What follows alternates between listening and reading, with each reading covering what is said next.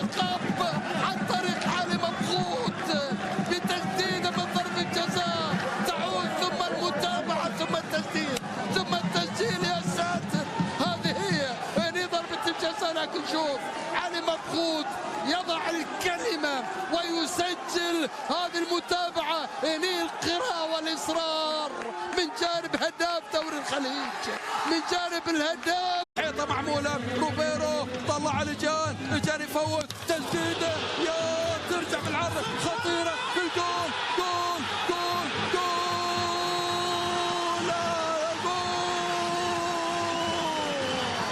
الحكم شاور على جول ولا ليعود بعدما نعم ضغط مرة ومرتين وثلاث. عاد الاهلي بتسجيل التعادل، عاد الاهلي ب1-1. شوف هذا روبيرو لاحظ روبيرو لعبها جاب فوته تسديد القميص ثم بعد ذلك المتابعة ثم الراسية والكرة لمين؟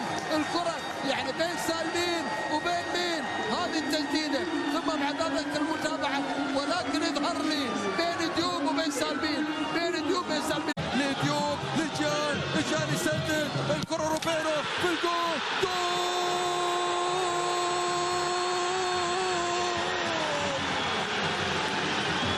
السلساو روبيرو الذي رفض إلا أن يترك بصمة، روبيرو الذي تألق وتعلق، روبيرو الذي قال الكلمة الأولى والأخيرة إذا ما استمرت الأمور واستمرت هذه النتيجة. مش معقول. شوف الثقل جان ثم بعد ذلك ديوب ثم بعد